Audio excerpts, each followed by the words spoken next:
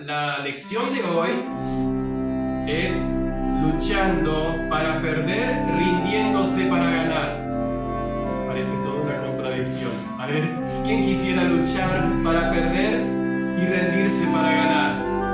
No, luchamos para ganar y nos rendimos si ya no podemos más. Bueno, eso es precisamente lo que va a ocurrir en la vida de Jacob y lo que también Dios quiere hacer en nuestras vidas.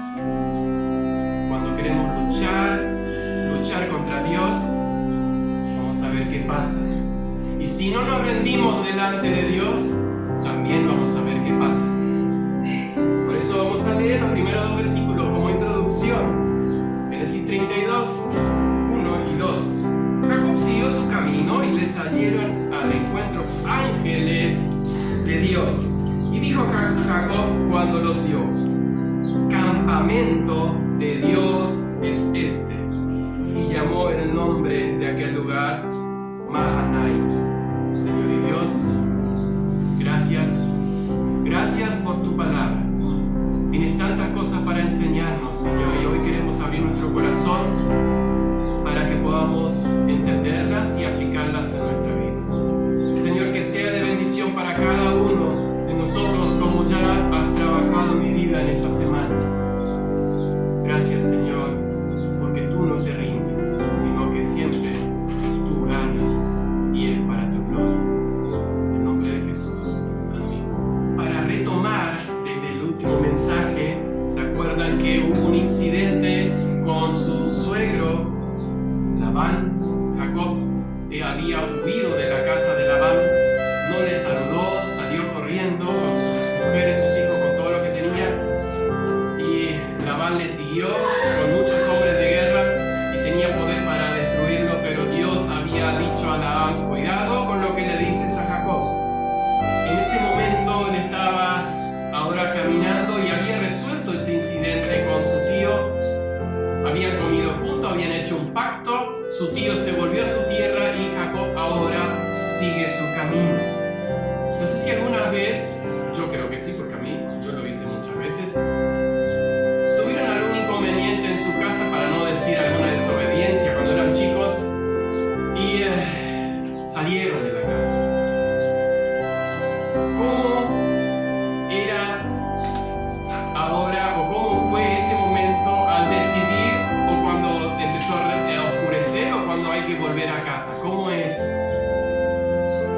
¿Qué pasa dentro de nosotros? Temor, lucha, angustia, porque hay que enfrentar esa situación. Jacob todavía tenía una deuda con su hermano. Como recordarán, él había salido prácticamente huyendo de su casa.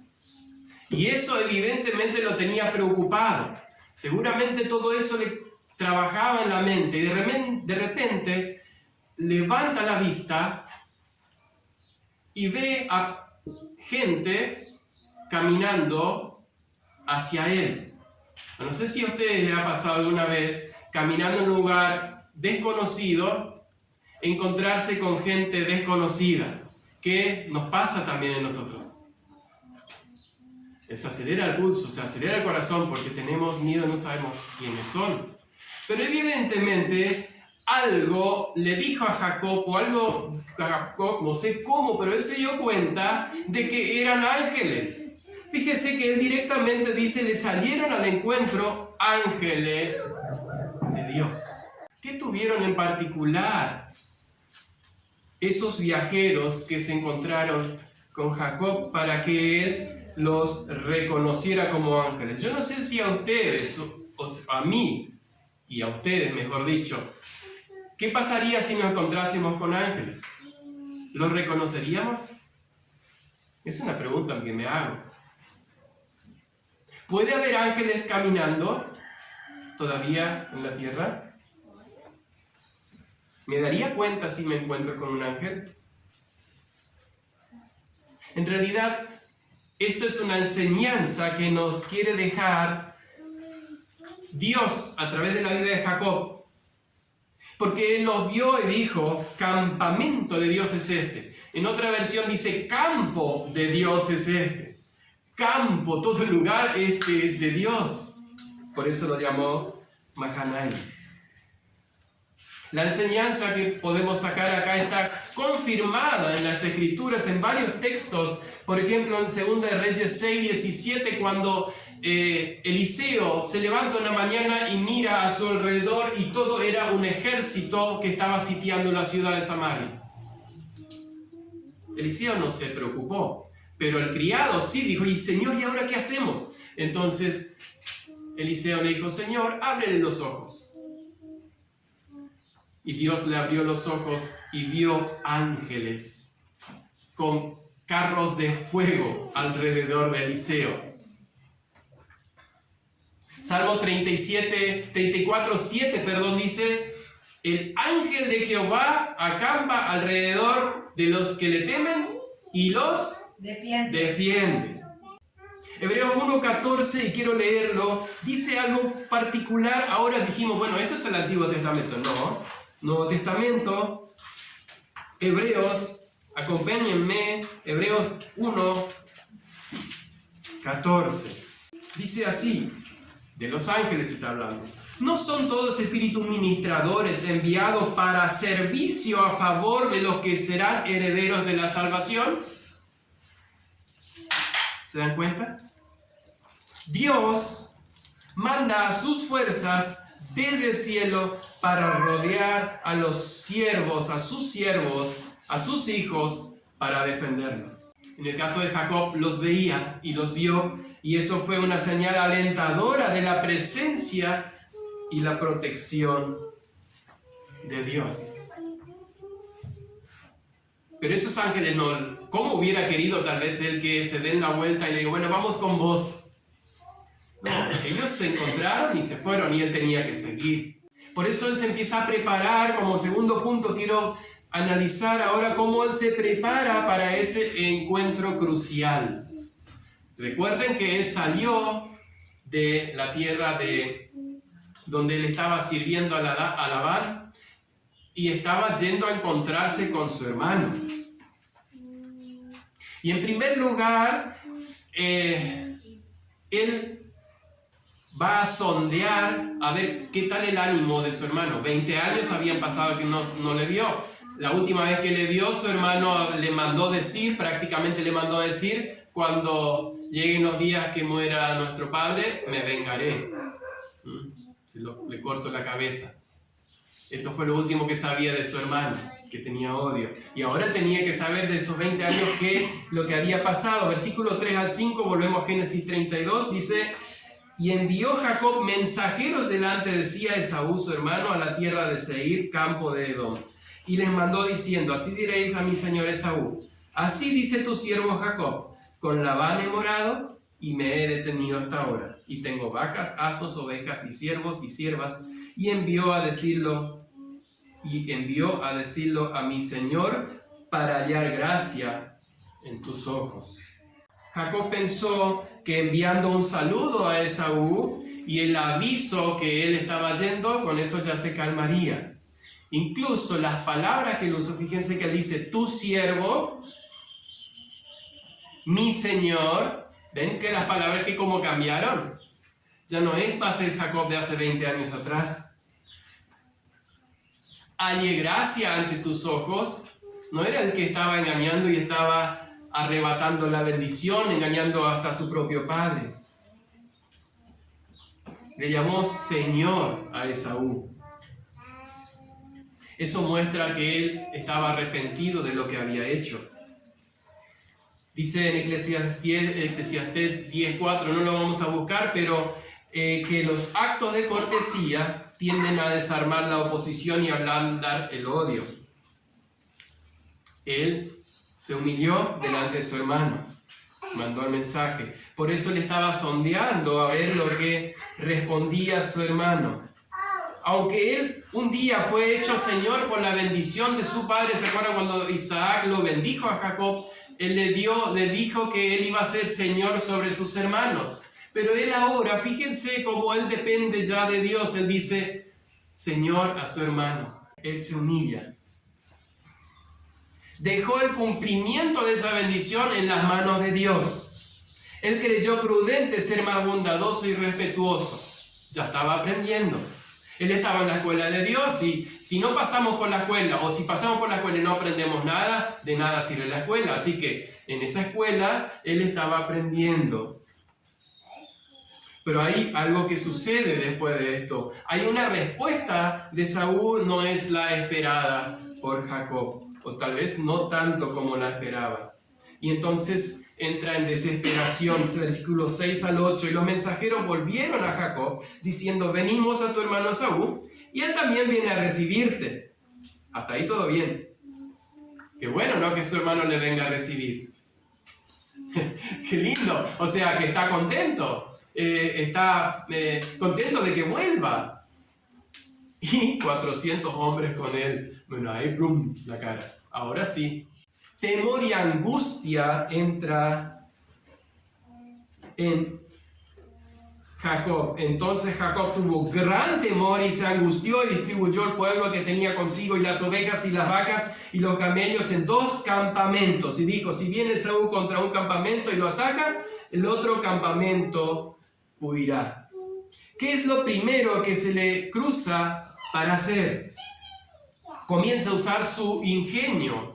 Él era muy hábil en los negocios y en todo lo que él se proponía. Él buscaba habilidad. ¿Se acuerdan cómo él hacía para que las ovejas tengan más crías y siempre las que eran para él sean más fuertes? Distribuye todo lo que él tenía en 2 equipos, 2 grupos. Porque él decía, si viene contra un grupo y lo ataca, el otro puede huir. Bueno, él intentó en toda esa desesperación hacer algo. ¿Qué hacemos nosotros cuando vemos un peligro? ¿Qué nos pasa por la mente a nosotros cuando tenemos que enfrentar algo? Cuando teníamos que enfrentar a nuestros padres después de haber desobedecido. Normalmente hacemos como Jacob y queremos buscar hacernos los pobrecitos, alguna manera para que caer en gracia. O hacer como él, dividir el campamento. Hacerlo según la mente, según lo que conocemos, según nuestro ingenio. Pero cuando estamos en eso, puede no. Nos cruza algo por la mente. ¿Y si oramos? ¡Ay, qué lindo! Ahora sí cambia un poquito. Fíjense lo que sucede en el 9. No lo vamos a leer. En el 9, en adelante, 9 al 12. Dios de mi padre Abraham. Claro, cuando él estaba en esa desesperación armando, usted vaya para acá, usted por acá, seguramente corriendo con todas sus energías, así como chispa que él era. Bueno, no tanto porque dice que era un varón quieto, pero en ese momento se tuvo que poner la chispa encima. Y entonces, dice como dice en Filipenses 4:6. Por nada estéis afanosos si no sean conocidas vuestras peticiones delante de Dios en toda oración y ruego con acción de gracias. Antes de hablar con mi jefe, debo orar. Antes de hablar con el vecino que tiene una rama que cae sobre mi terreno, ¿qué tal si oro? Antes de ir a enfrentar o de hablar con un hermano que tal vez me hirió, o yo creo que me hirió, o me sentí herido, ¿qué tal si oramos? Jacob en un momento, antes de usar todo su ingenio, antes de seguir con su ingenio, él dice, ¿y si oro?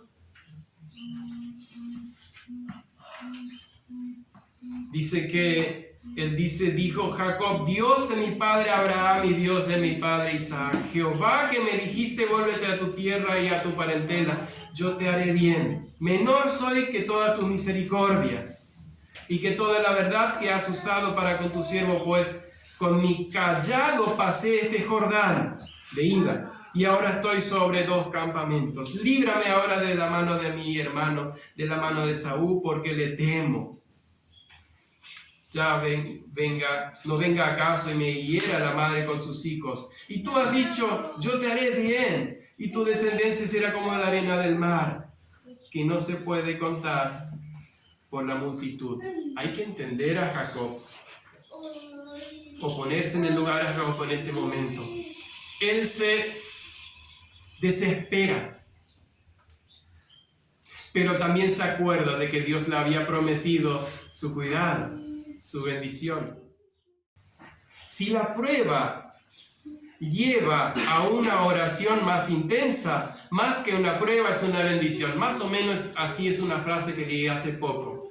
No me acuerdo del autor. Si la prueba te lleva a la oración más intensa, entonces más que una prueba es una bendición. Creo que muchas veces hemos tenido esa bendición. En esta grande emergencia tenía el recurso de la oración.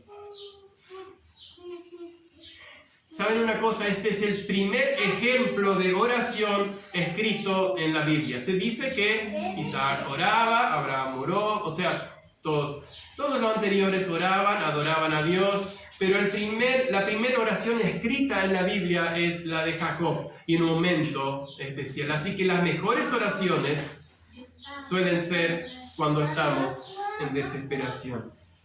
Es corta, ardiente y directamente va sobre la situación. Tú has prometido mi feliz regreso, pero estoy angustiado. Tengo miedo. Después de orar, ahora, ¿qué hay que hacer? Cruzarse de brazos. Y en principio, la fe actúa también con las obras, o se demuestra por las obras. Pero en este caso, estamos hablando de Jacob orando y entregando todo ese miedo en las manos de Dios. Pero él no se queda en eso, sino que también hace o toma en sus manos acciones para prepararse al encuentro de su hermano. Dice que él preparó un presente para apaciguar la ira de su hermano. El versículo 13, no vamos a leer todo, pero el versículo 13 nos dice exactamente qué es lo que él preparó para que su hermano...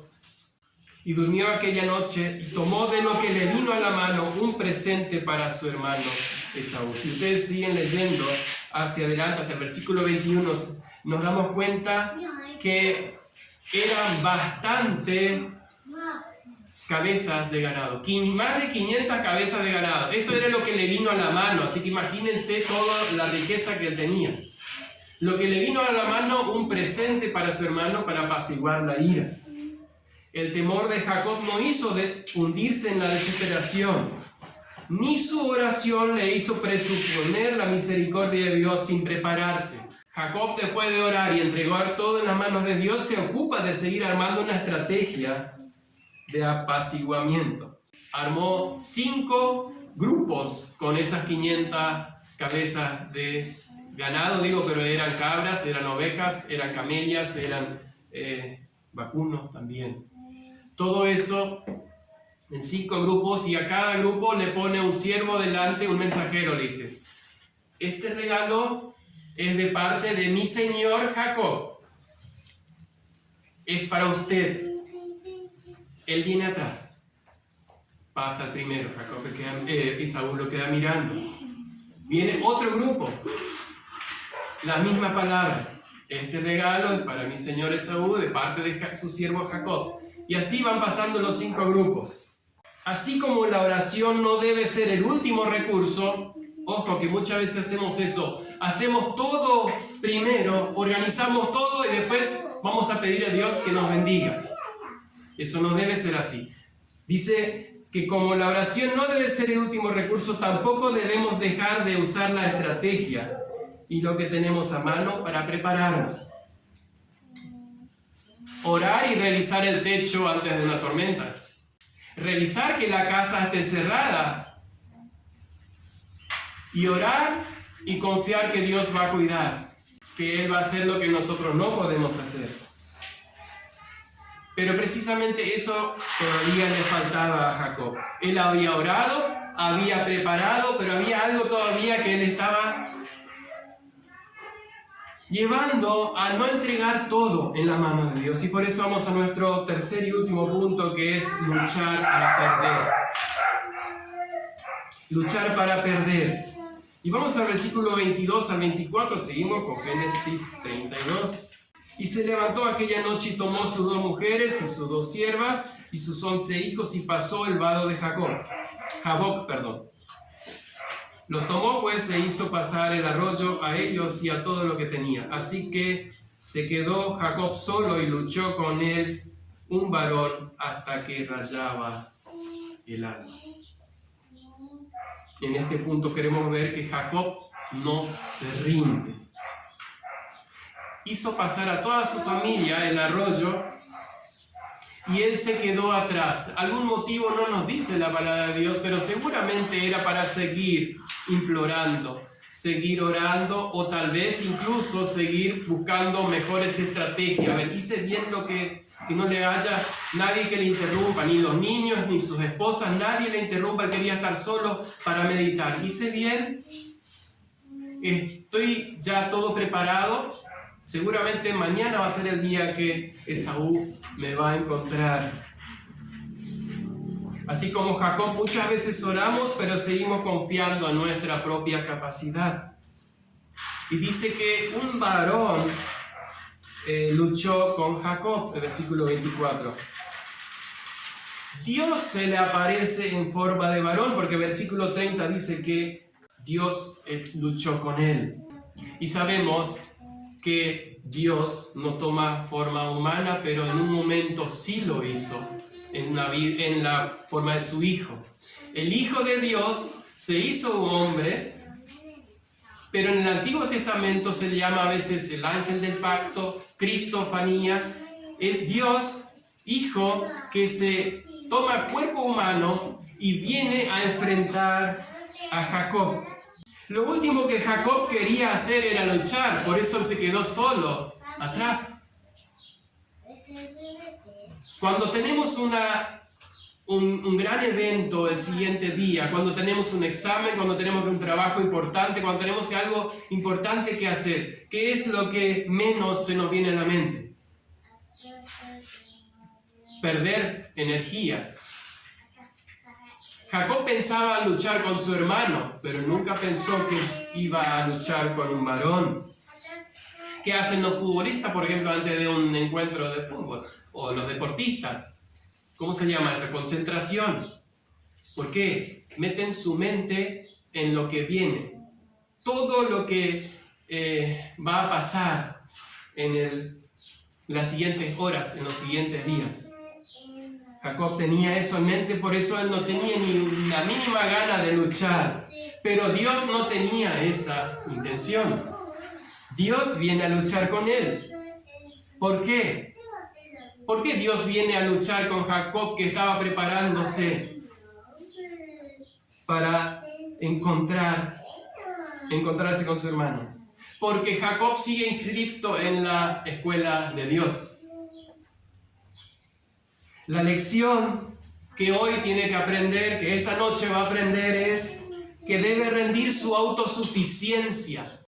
¿Qué es autosuficiencia? Personas que creen que no necesitan de los demás para que sus cosas funcionen. Son autosuficientes, hacen todo a su manera y muchas veces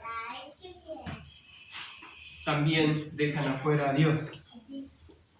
Jacob creía que él ya lo tenía todo preparado, que él ya estaba todo listo.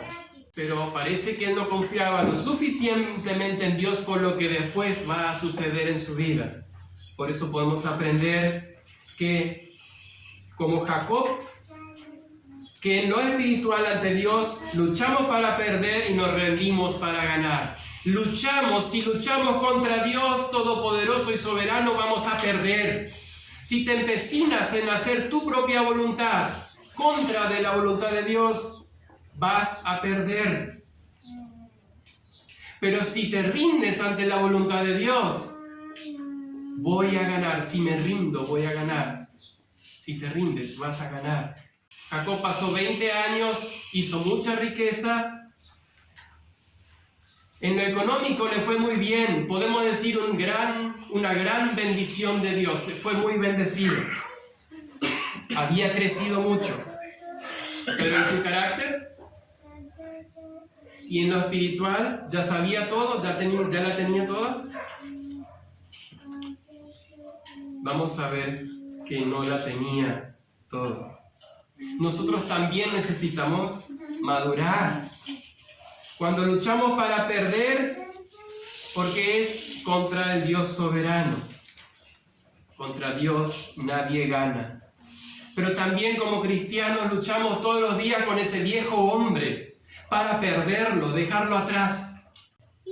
Y nos rendimos y nos debemos rendir delante de Dios para ganar su bendición delante de Él. Si pensamos en nuestra vida espiritual, ¿qué cosas todavía Dios tiene que luchar? ¿Qué cosas Dios tiene que luchar conmigo? Le dije esta mañana que Dios en esta semana, en algunas cosas, y no voy a mencionar nada, no se preocupen, para no caiga en alguna expectativa o por ahí malentendido. Cosas que Dios tuvo que luchar conmigo. Así como Jacob luchó solo, también yo luché solo, nadie, tal vez, ojalá nadie se haya dado cuenta en lo que yo luché. Pero ¿qué cosas tiene que luchar Dios contigo todavía? No, yo no me creo más porque yo luché esta semana y ustedes ya necesitan también. No estoy diciendo eso. ¿Se acuerdan del apóstol Pablo? Pablo pensaba que él servía a Dios matando a los cristianos.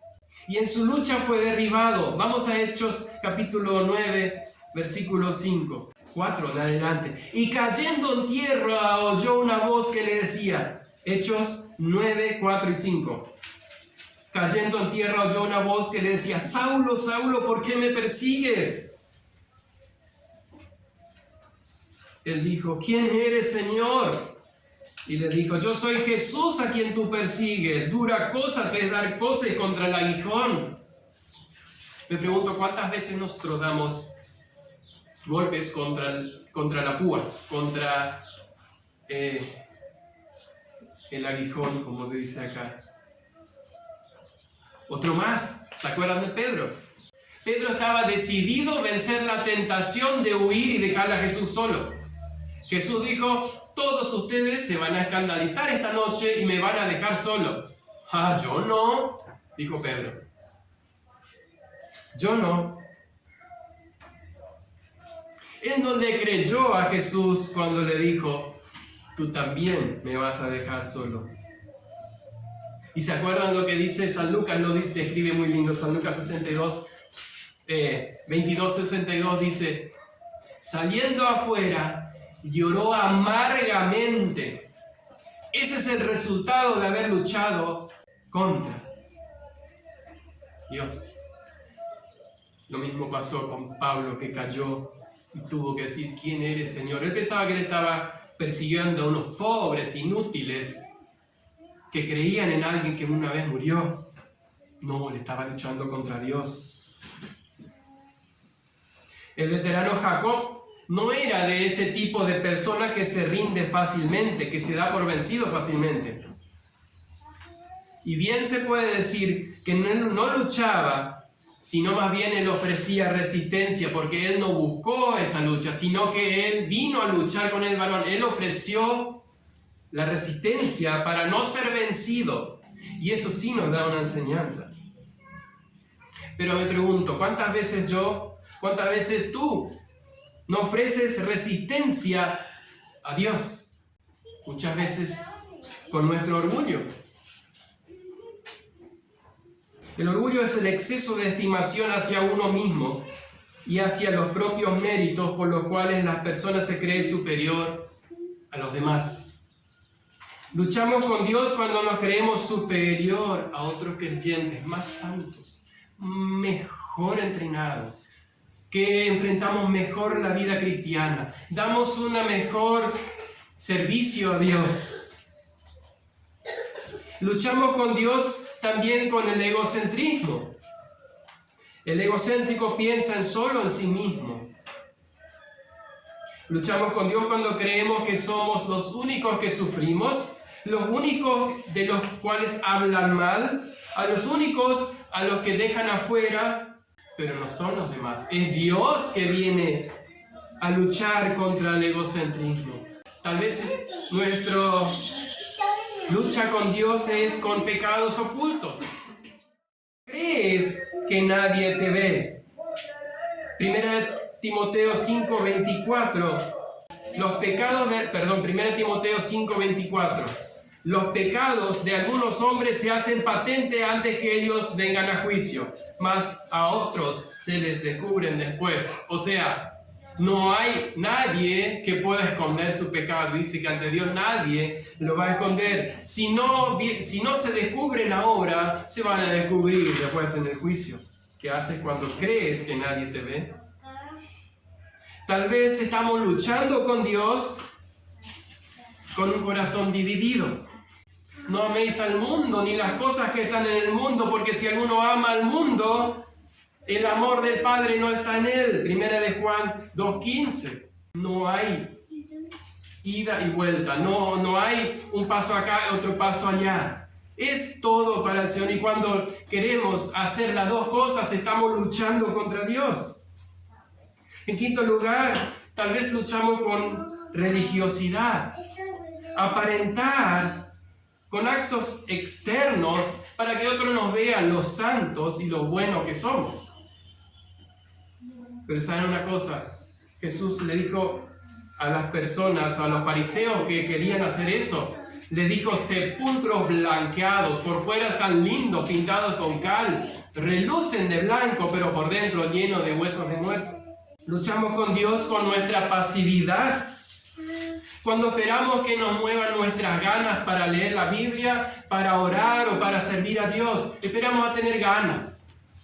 Luchamos con Dios porque Dios no está esperando eso, que tengamos ganas, sino que Él está esperando que lo hagamos en profunda gratitud y amor hacia Él, porque Él pagó ese castigo que nosotros merecemos. Nosotros, tú y yo, merecemos o necesitamos ir al infierno por nuestros pecados. Pero fue Jesús quien pagó, y por eso nosotros, por amor, ahora lo buscamos a Él y le servimos a Él. Lo buscamos en oración, lo buscamos en la palabra de Dios. No debe ser algo de esporádico, que no nos hallemos luchando con Dios en alguno de estos puntos, pero también podría haber muchos más. Vamos a parar acá. Cada uno sabe en qué punto puede estar luchando con Dios. Y esta lucha sigue, dice que empezó a rayar el alba. Versículo 25, volvemos otra vez a Jacob. Aquí hay algo interesante. Y cuando el varón vio que no podía con él, acá tenemos que prestar mucha atención para no malinterpretar ese texto. Tocó en el sitio del encaje de su muslo y se descoyuntó el muslo de Jacob mientras con él luchaba, y dijo: déjame, porque raya el alba.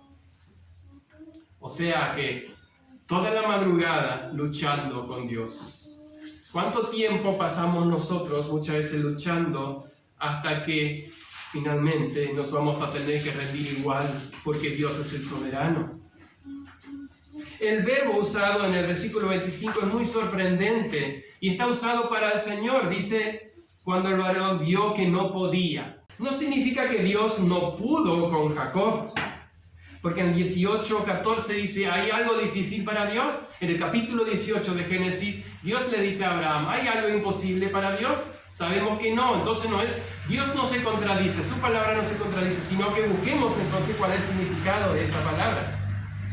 No significa que Dios no pudo con Jacob, sino que Él no se dejó vencer. Ahí está el tema. No es que Dios no podía. Dios estaba queriendo enseñarle algo, pero Jacob no se dejaba, no se entregaba. No seamos como Jacob, siguiendo en la lucha contra Dios. La enseñanza espiritual del texto nos da eso, que Él no se dejó vencer por el varón. ¿Y cuál fue el resultado? El varón siempre lo podría haber hecho. El varón era Dios, era Jesús en persona. Él lo podría haber derribado, lo podría haber matado, porque es Dios, pero siguió trabajando en él. Tal vez si lo tiraba primero, Jacob no iba a entender que era contra su voluntad que él tenía que quebrar. La lucha era contra esa autosuficiencia de creer poder hacer todo. Tocó y el resultado fue cojera, porque dice que se descoyuntó el muslo de Jacob mientras con él luchaba, o sea, se aflojó, se salió del lugar, como decimos ahora, ¿no? se salió del lugar. Porque Dios tiene y puede, o Dios no puede cumplir su propósito de gracia en sus elegidos sin muchas veces llegar a tocar algún punto en nuestra vida para que nos rindamos delante de Él.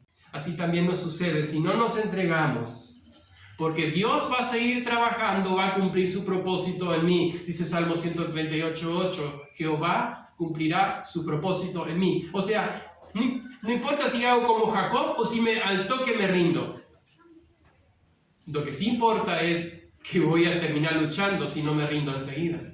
Si al final de cuentas me voy a tener que rendir ante Dios, ¿por qué sigo luchando? Bueno, esa es una buena pregunta. ¿Por qué yo sigo luchando? ¿Por qué cada uno de nosotros seguimos luchando muchas veces contra Dios? Pero hay dos puntos más que quiero tocar brevemente. Ahora que Jacob estaba trabada la lucha y ya estaba con la pierna dislocada, con su fémur fuera de lugar, él no soltaba a ese varón. Porque dice, déjame, porque raya el alba. Y Jacob le respondió, no te dejes si no me bendices. Ay, qué lindo haber sido vencido, no sé si tan lindo sería la frase, pero haber sido vencido por Dios y aferrarse a Dios, decir, Señor, pero necesito tu bendición. Ya me ganaste. Como dice Jeremías, me sedujiste. Quiero tu bendición. Deseo ser bendecido. Ahora, yo creo que ahora Jacob entendió que no vale la pena luchar con Dios porque Él va a cumplir su deseo, sino que lo que vale la pena es rendirse delante de Dios. Y hay algo importante todavía que sucede en la vida de Jacob. Yo dije hoy que este es el punto de quiebre. Ahora vamos a ver a otro Jacob. Cambia, todavía no es el Jacob perfecto, todavía no es el Jacob con toda la fe del mundo, pero es otro Jacob. ¿Por qué? Porque Dios mismo lo dice. Fíjense, versículo 28, y el varón le dijo, no se dirá más tu nombre Jacob, sino Israel, porque has luchado con Dios y con los hombres, y has vencido. El nombre viejo de Jacob se refería, ¿se acuerdan lo que significaba? Engañador, suplantador. Era una parte deshonrosa de la historia de Jacob porque él mismo lo había hecho, había suplantado, había engañado. Pero de ahora en adelante le dice el ángel del Señor, el Dios de pacto, serás celebrado como Israel, príncipe de Dios, serás llamado príncipe de Dios. Y eso fue tan significativo para Jacob que él mismo cambia el nombre de ese lugar. ¿Cómo lo llama? Peniel, versículo 30. Llamó Jacob el nombre de aquel lugar Peniel, porque dijo, vi a Dios cara a cara y fue librada mi alma. Qué final más bendecido. Cojeando, habiendo luchado con Dios o contra Dios, resistido a Dios, pero con un nombre nuevo y toda su confianza en Dios. Y para concluir, el resultado de la lucha de Dios con Jacob fue su humillación. Dios tuvo que humillarlo. Ya no podía defenderse más con Esaú. Ni siquiera podía escapar. Imagínense, no sé si les pasó una vez pisar mal y que se le salga algo del lugar. ¡Qué dolor! Si es el tobillo, si es la rodilla. Pero peor si es acá arriba, el muslo. Ni siquiera podía salir corriendo si Esaú lo venía a atacar. ¿Qué significa esto? Ahora toda su confianza estaba puesta en Dios. Esta lucha, la última noche, era un símbolo de toda la vida de Jacob. Siempre estuvo luchando contra Dios. Espero que no sea la nuestra todos los días. Jacob siempre se afanaba y luchaba por sus propios medios y fuerzas para obtener lo que Dios ya le había prometido y igual le iba a dar. Dios ya le había prometido que él iba a ser el patriarca, que iba a ser mayor que sus hermanos. Todo eso lo había prometido, pero él lo quería ganar con sus propias fuerzas. Si no, no vale. Yo me la gané. Después del toque, él está listo para encontrarse con Esaú, con nada más que su confianza en Dios. ¿Y tú? ¿Y yo? ¿Cuánto tiempo más tenemos que seguir luchando contra Dios o esperar el toque de Dios? ¿Cuánto tiempo más tenemos que seguir luchando para entregar el total control de nuestra vida a Dios? O tal vez para rendir tu corazón a Jesucristo, reconociéndonos pecadores delante de Él, porque eso es lo que somos. Todos somos pecadores, todos merecemos el infierno. La Biblia dice que todos hemos pecado, no hay justo ni aun uno.